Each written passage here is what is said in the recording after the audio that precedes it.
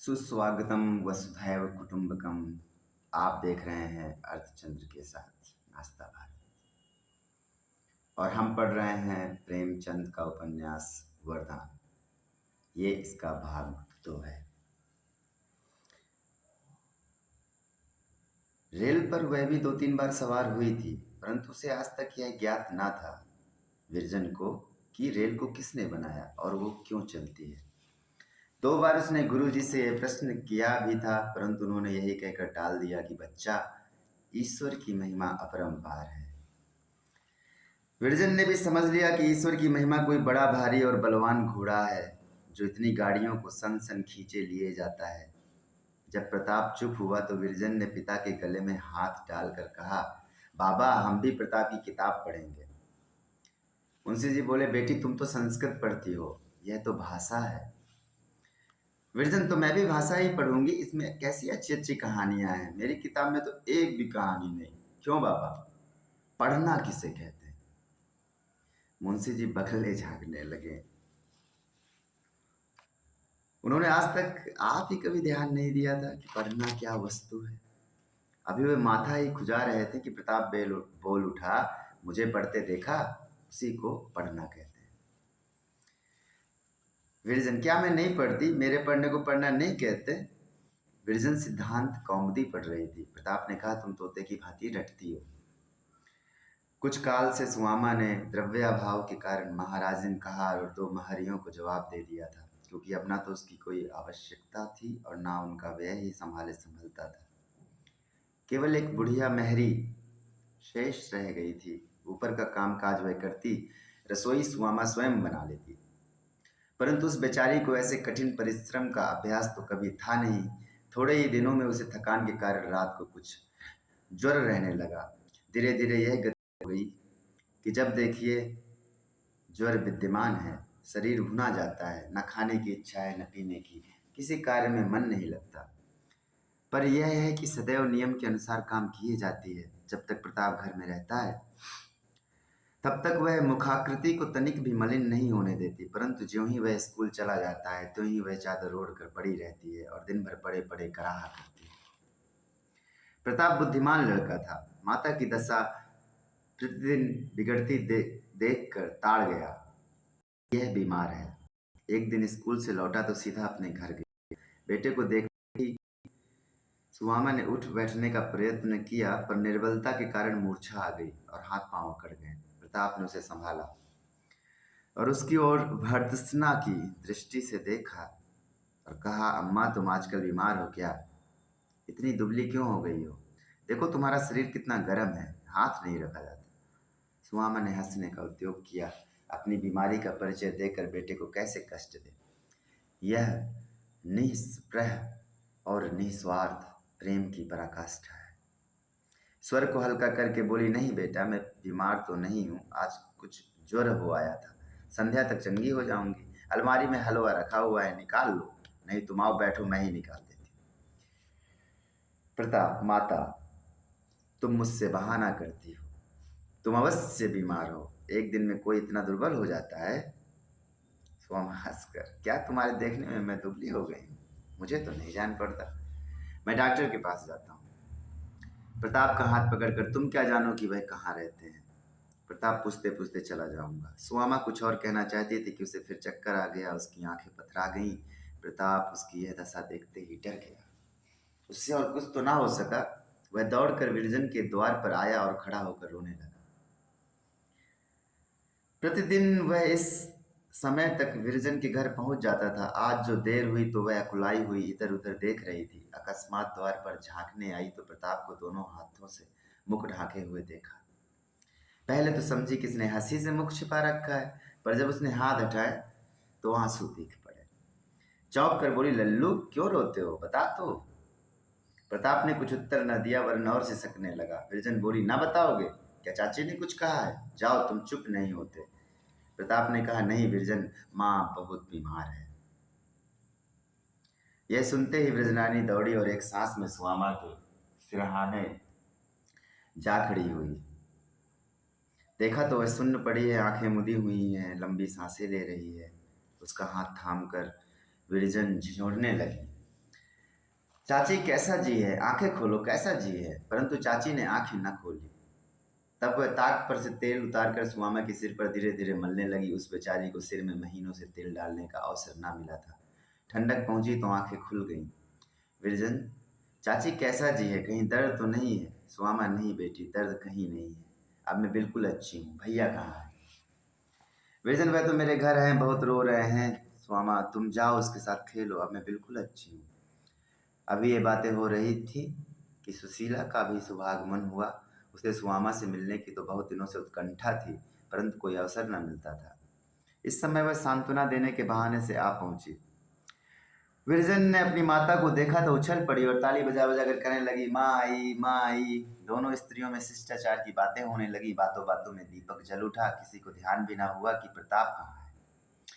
थोड़ी देर तक तो वह द्वार पर खड़ा रोता रहा, फिर झटपट आंखें पोंछकर डॉक्टर किचलू के घर की ओर लपकता हुआ चला। डॉक्टर साहब मुंशी सालीग्राम के मित्रों में से थे और जब कभी काम पड़ता तो वे ही बुलाए जाते थे। प्रताप को केवल इतना विदित था कि वे वरना नदी के किनारे लाल बंगले में रहते हैं। उसे अब तक अपने मोहल्ले के बाहर निकलने का कभी अवसर न पड़ा था, परंतु उस समय मात्र भक्ति के वेग से विघ्न होने के कारण उसे इन रुकावटों का कुछ भी ध्यान ना हुआ। घर से निकलकर बाजार में आया और एक इक्केवान से बोला, लाल बंगले चलोगे? लाल बंगला प्रसिद्ध स्थान था।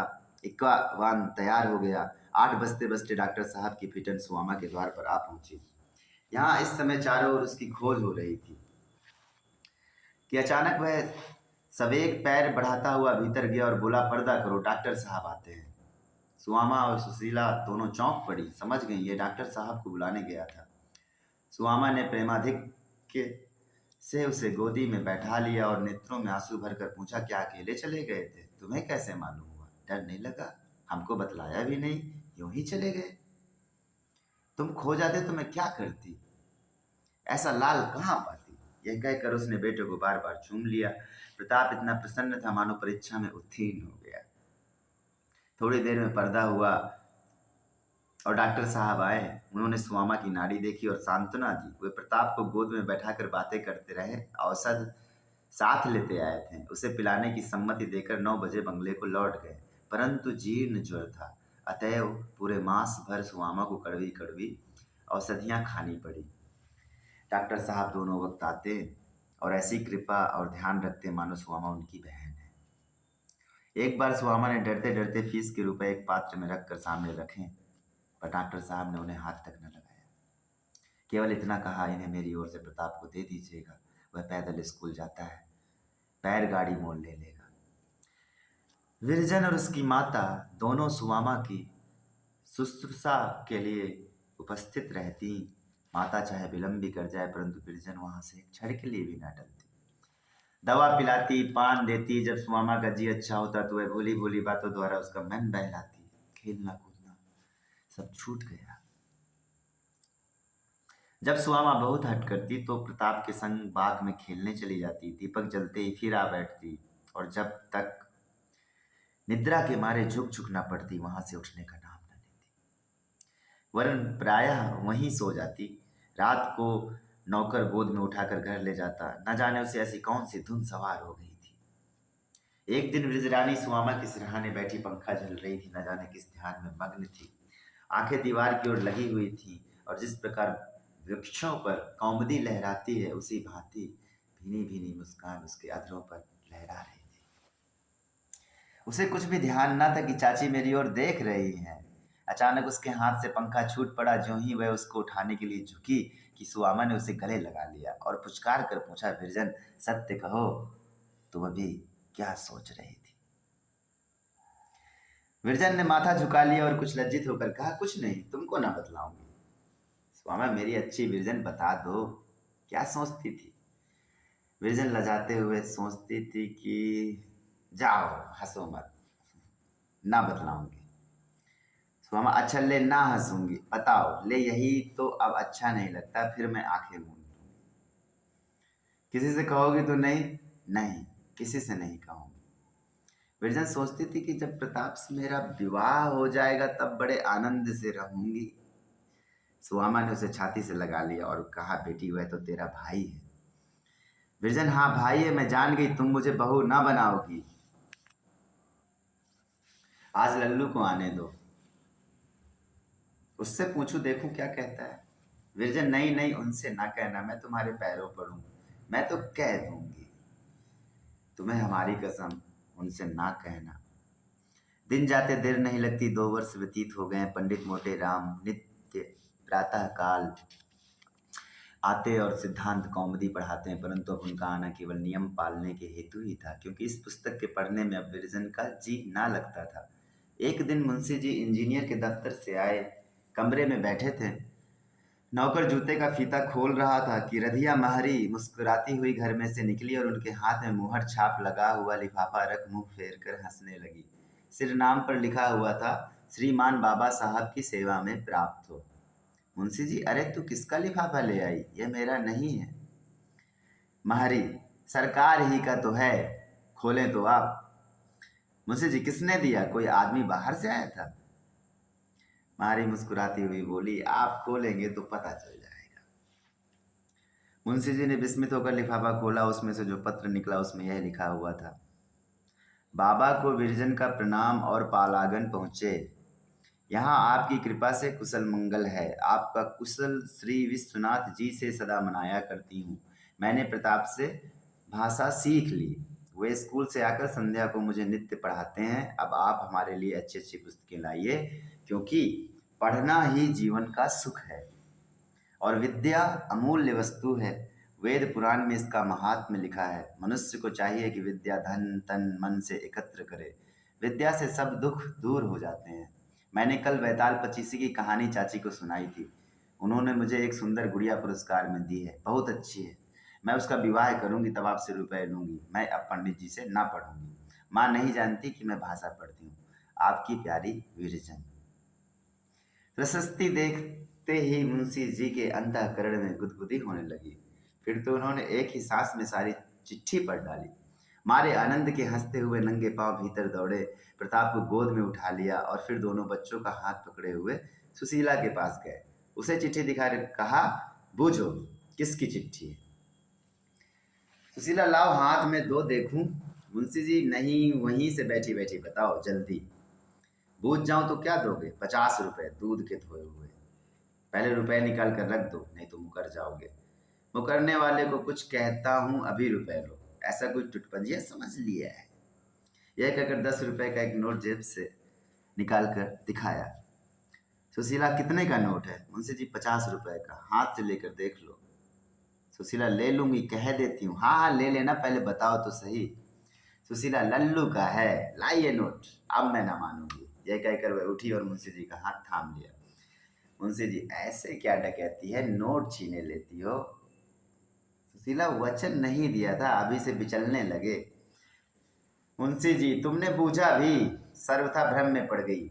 चलो चलो, बहाना करते हो, नोट हड़पने की इच्छा है। क्यों लल्लू, तुम्हारी चिट्ठी है ना। प्रताप नीची दृष्टि से मुंशी जी की ओर देखकर धीरे से बोला, मैंने कहाँ लिखी। मुंशी जी, लजाओ लजाओ। सुशीला, वह झूठ बोलता है, उसी की चिट्ठी है, तुम लोग गठ कर आए हो।